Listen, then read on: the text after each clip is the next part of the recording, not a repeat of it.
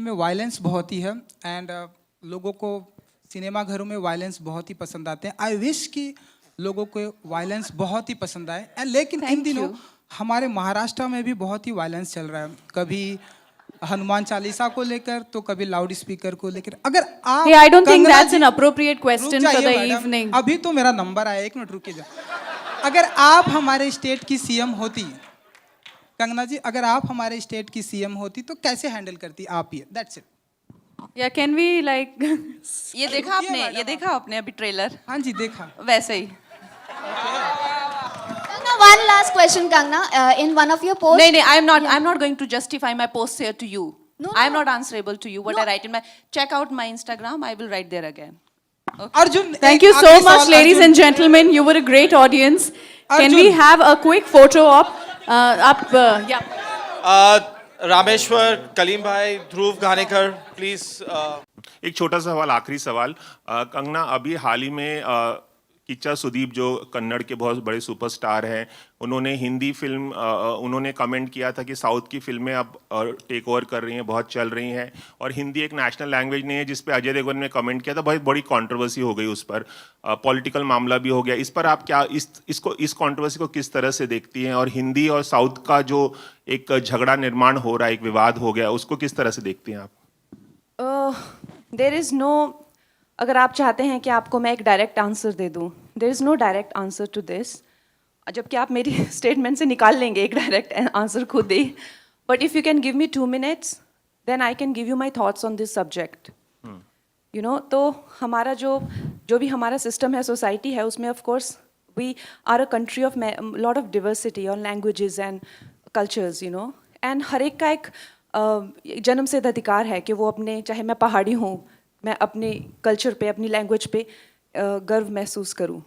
लेकिन हमारा जैसे देश है, to make it one unit, हमें कोई तो थ्रेड चाहिए ना, to run through it, right? अगर हमें कॉन्स्टिट्यूशन को कहा जाए, अगर हमें कॉन्स्टिट्यूशन का सम्मान करना है, तो जब इन लोगों ने बनाई तो हिंदी को राष्ट्रभाषा बनाया।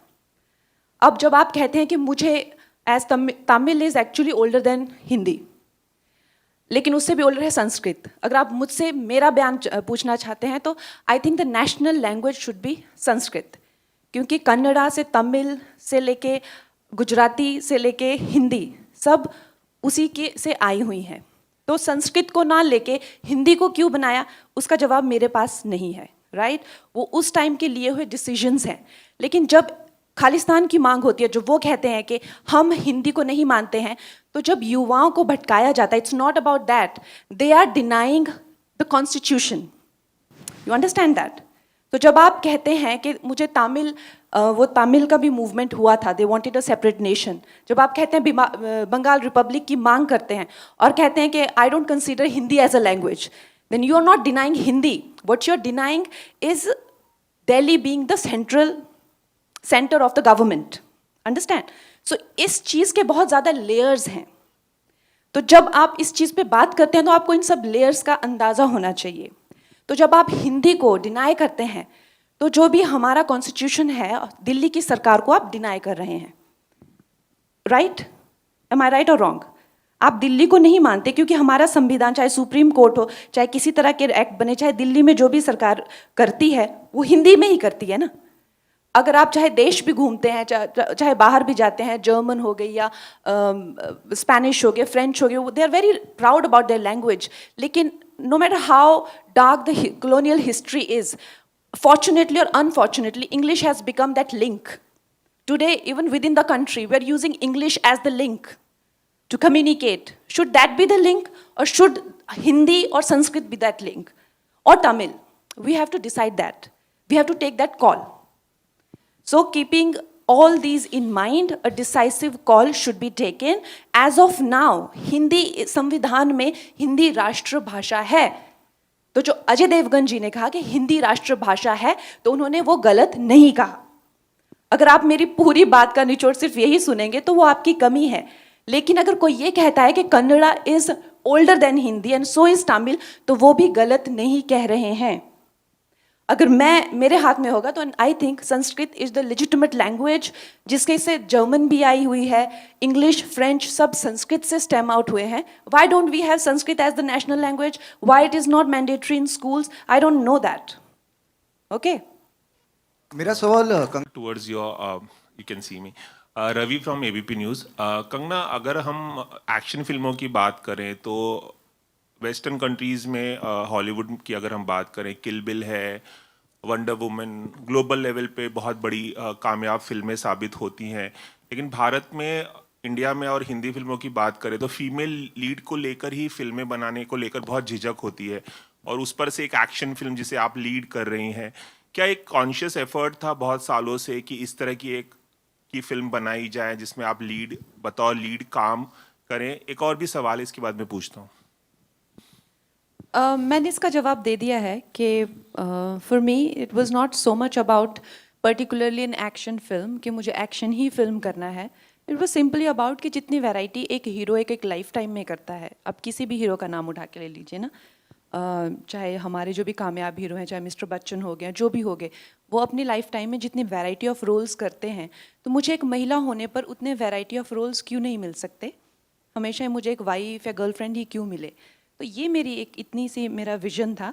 लेकिन उसके ऊपर से मुझे इस तरह का रोल मिलेगा या कभी इंडियन सिनेमा इस मुकाम पे पहुंचेगा जहाँ पे एक सच अ बिग बजट फिल्म इतनी इंटरनेशनल लेवल पे बनी हुई, जिसमें आप कह रहे हैं कि वेरियस वर्ल्ड आर्ट, जो भी चाहे टेक्नीशियंस हो चाहे आर्टिस्ट हो, वो इसमें जुड़े हुए हैं.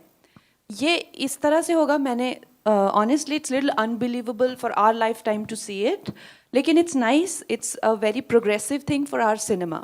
And the credit goes to the director जिन्होंने ये कॉन्सेप्ट जो है वो इसके बारे में सोचा. और अगर ये बहुत ज़्यादा कामयाब रहता है तो जिस तरह से क्वीन के बाद में एक पूरी एक लहर आई थी वुमेन सेंट्रिक फिल्मों की, उसी तरह से एक लहर आएगी. जिस तरह से आप हॉलीवुड में देखते हैं काफ़ी एक्शन ओरिएंटेड फिल्म्स या स्पाई थ्रिलर या लड़कियों के बहुत अच्छे सुपर हीरो रोल्स, उसकी एक लहर आएगी. And then of course it will be a different world all together.